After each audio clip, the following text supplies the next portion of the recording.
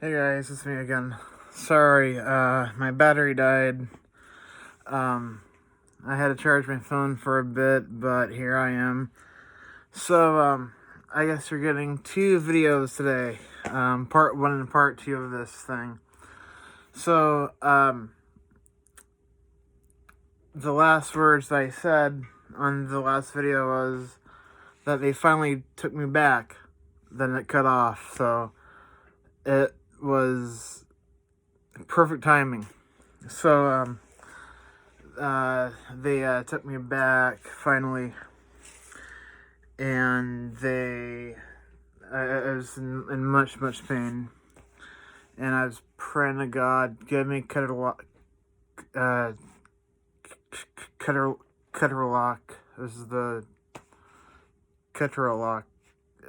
Keter is an NSAID like ibuprofen or Aleve. Much better though.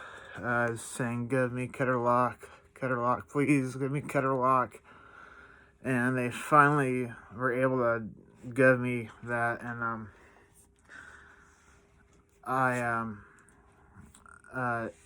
the drug slowly worked, and it started kicking, but slowly worked, and of course they had me on an IV because of me throwing up and fear of dehydration.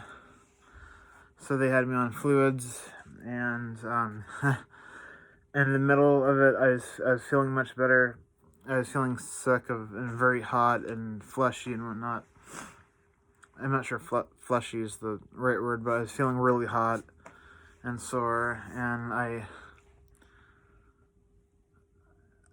either me or my ex went to a nurse and said, "Oh, hey guys, I think we're ready to go," and I had half a bag left of fluids, and she said,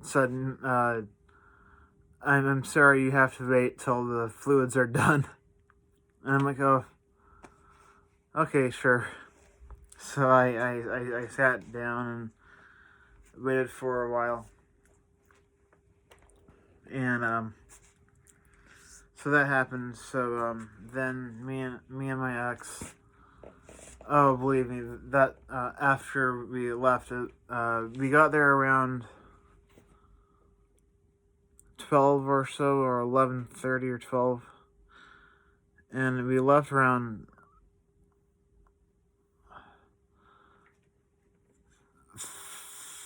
5 or so, or between the hours of 3 and 5, I think.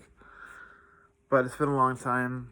But that cigarette after the ER felt so good. I was so stressed out. I was relieved. I was like, thank God. But yeah. So she got me some ginger ale soup, and one thing that she knows about me, that my family knows about me, is that I do not take naps at all, because that really fucks up my head. When we got to the apartment, I had like a 4-hour nap. I was so worn out. She put on The Good Doctor with Freddie Highmore, Freddie something. Also played Charlie in Charlie in the Chocolate Factory. But we saw a couple episodes of that, and I knocked the fuck out because I was so exhausted. So right. Oh, and yeah, so that is the story of my or the worst migraine of my entire life. Pain scale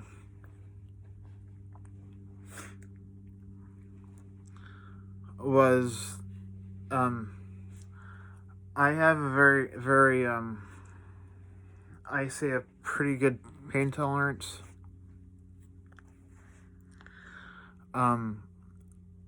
But this was really painful.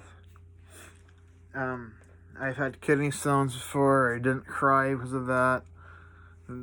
Kidney stones are very painful. Never cried because of kidney stones.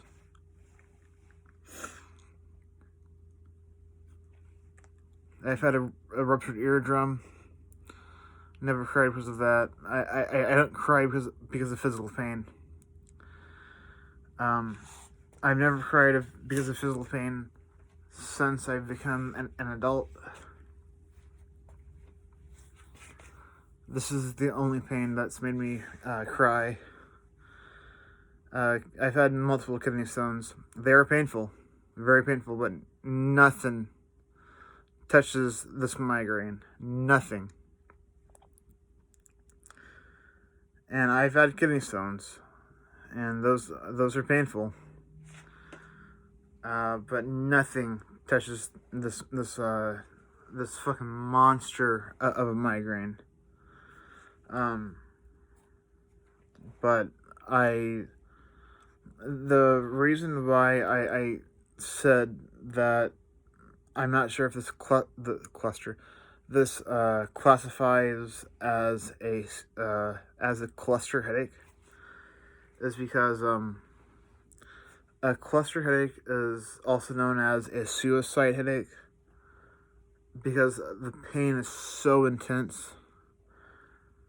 And also one other symptom for cluster headaches is nasal discharge, which just basically means snot going everywhere. And I say that because of course I had a lot of nasal discharge, and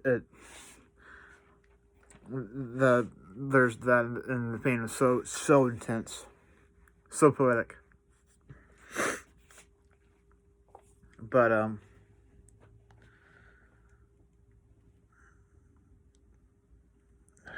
yeah, no, it was really really horrendous. But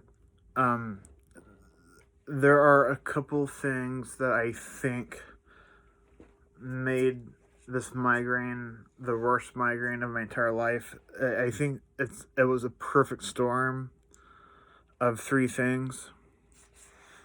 One is that me being with my ex, I do not keep my calm. I express everything to her, as in, like, if she was not there, I'd be like, okay, I'm in pain. This sucks. I'll be okay. Since she was there, it's like, oh my god, I'm in pain. I'm in so much pain, for God's sake. So I express myself. So I'm not calming down. I'm not like, okay, this really sucks. So I'm open to her. So that makes me freak out even more. Eustachian tube issues. Sorry, guys.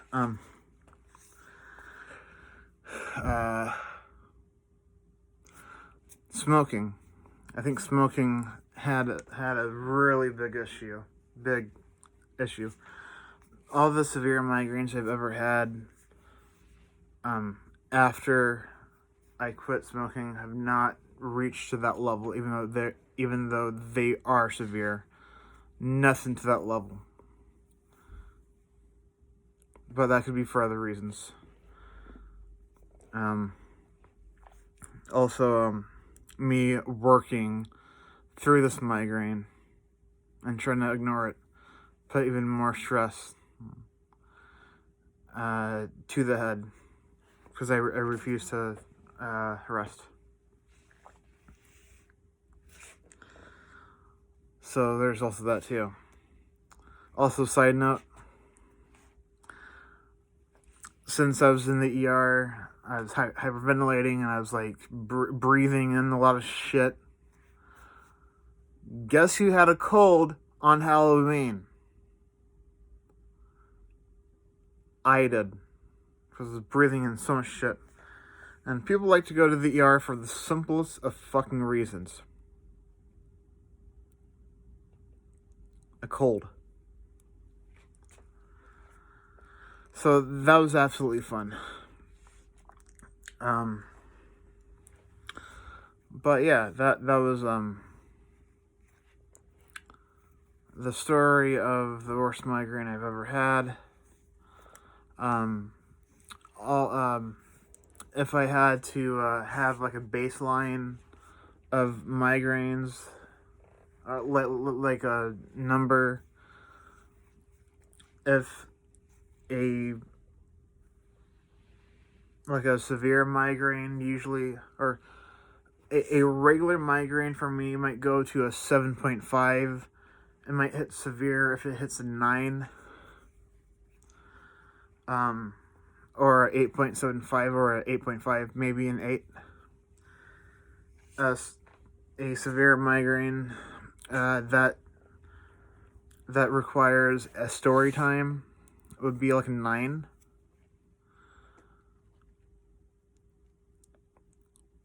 The severe migraine that I had on Kobe Bryant's death day was, as a baseline, a 10 out of 10.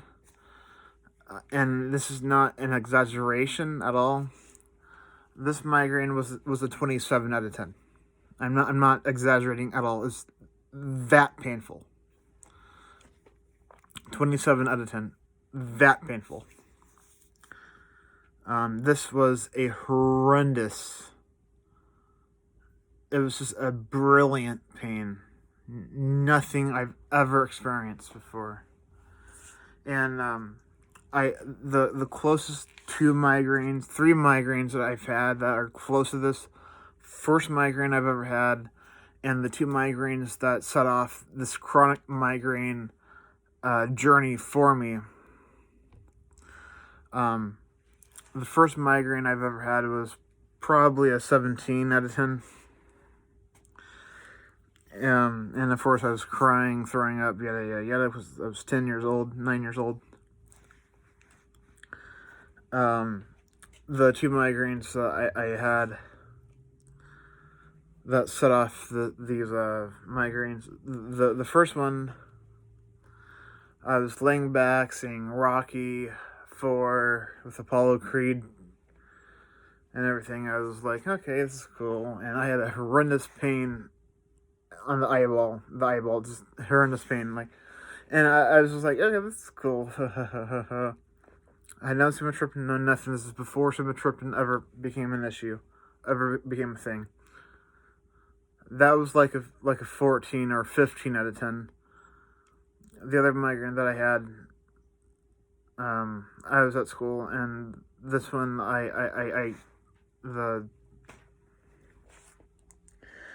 this one disoriented me so much that I didn't know it was up, down, left, right, back, forward. I didn't know what was the X axis, the Y axis, or the Z axis. AXIS.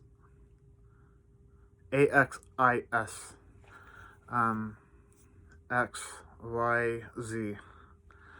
I did not know anything. And that one was not as bad as the whole Rocky 4 one.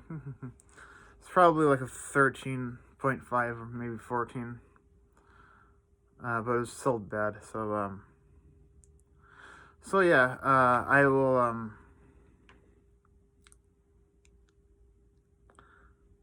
the last migraine, like severe migraine that I've had that was non-preventable, was the one on January 26th of this year, Kobe Bryant's death day. The last severe migraine I've had, I gotta look up my phone, was somewhere in May. And that was the day before that, I had vegan meat. And I do not do vegan food at all, or vegan targeted food. I'm not talking about like salads or that's vegan too, Robert. I'm not talking about that kind of shit. I'm talking about like exclusively what you think about vegan food, for God's sakes. Vegan meat, vegan substitutes,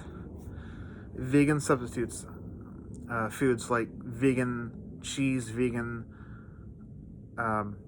meat. I do not touch that shit because of that. The morning,